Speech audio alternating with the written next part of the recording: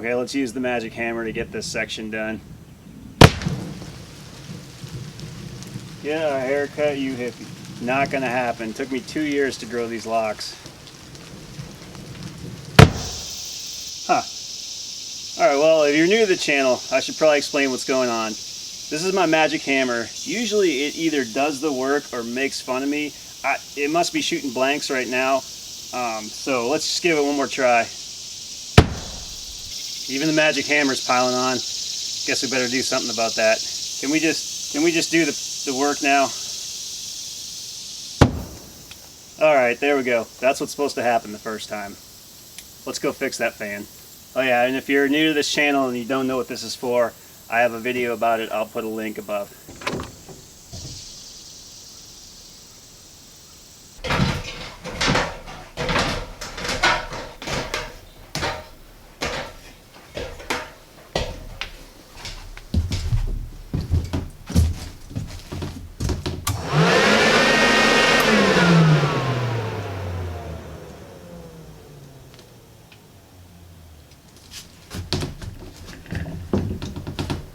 Oh, is that loud?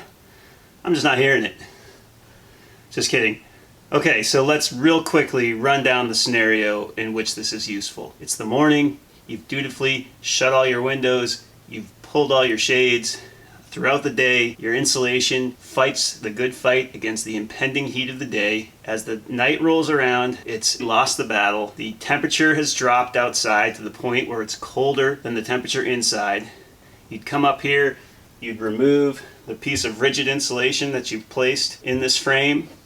You turn it on. It pulls the air that's inside the cabin out, replacing it with cold outside air. In a perfectly efficient scenario, would take 2 minutes and 31 seconds to replace the volume of air in the cabin. Not everything happens perfectly efficiently. There's a screen, there's a louver. The old air doesn't march out in an orderly fashion being replaced by the new air, so maybe you run it 5-10 minutes. But let's say that you can't even tolerate this for 10 minutes. It's going to ruin the serenity of your off-grid experience. You'd be in luck. Because we can do what I did when I installed this fan 3 months ago. It's loud.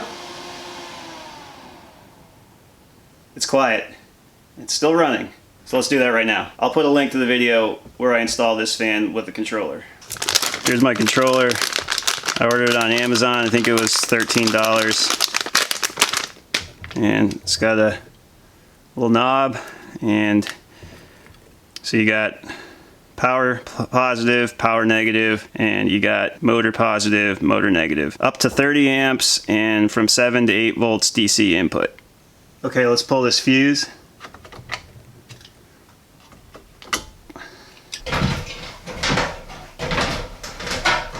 Put our connectors on.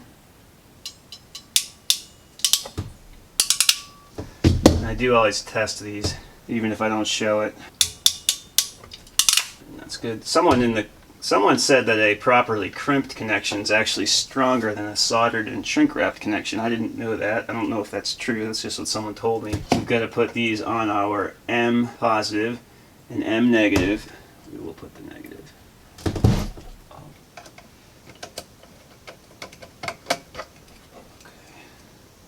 When I ran this, I had run out of connectors for these boxes, so I didn't put a junction box here because I didn't have the right equipment, but now I do. So let's put a junction box in.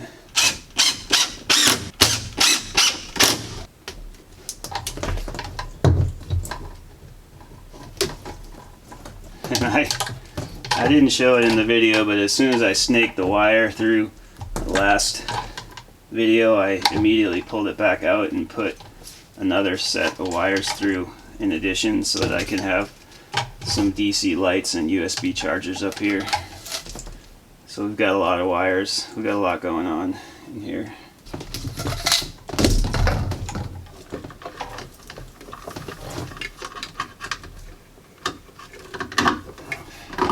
Lock nut.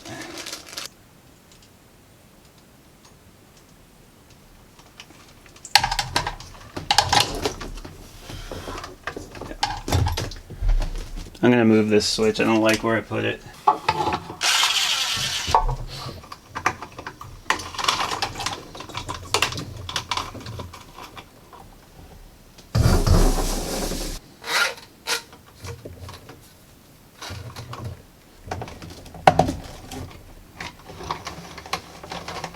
So we can just put our switch back together down here now. My two travelers, and I marked my comm in yellow. So this is basically positive to the motor.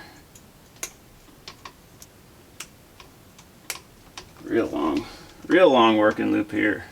If anyone's curious, this fan draws between 5 and 6 amps depending on what the system voltage is sitting at. A couple people were curious about that. And the voltage drop from the fuse block up here is under 1%. I'd shorten this loop, but I literally don't have any more of the right kind of connectors. So maybe I can do it later.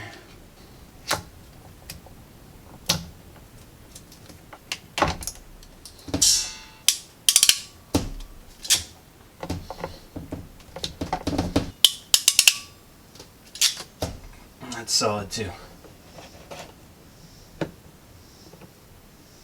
So we'll fasten this somewhere. But let's test it before we fasten it. We'll put the fuse in. Alright, let's see how this thing works.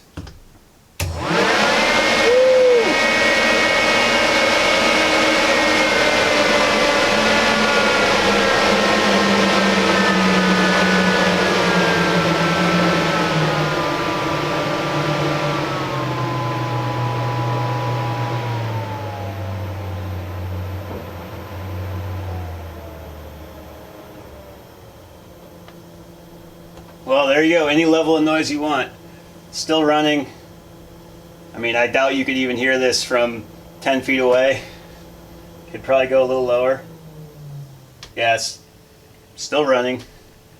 Or if you want it to work fast,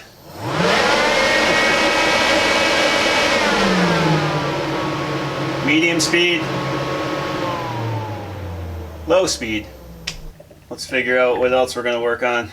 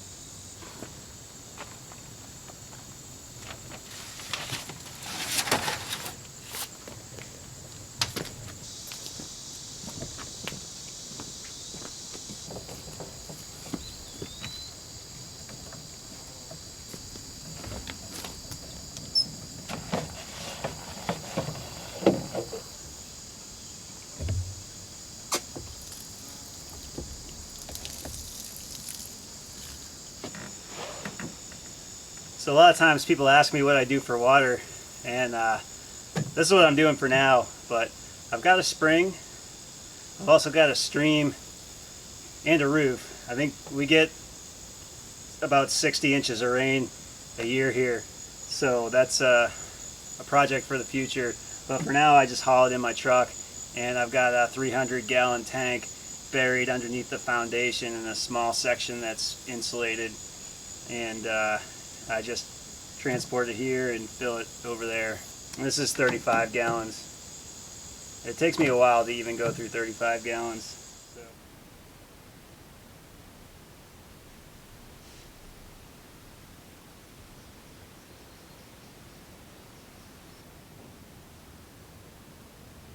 So last week, someone in the basement of YouTube pulled the wrong lever or played a terrible joke on me and decided to make that video of all videos go viral.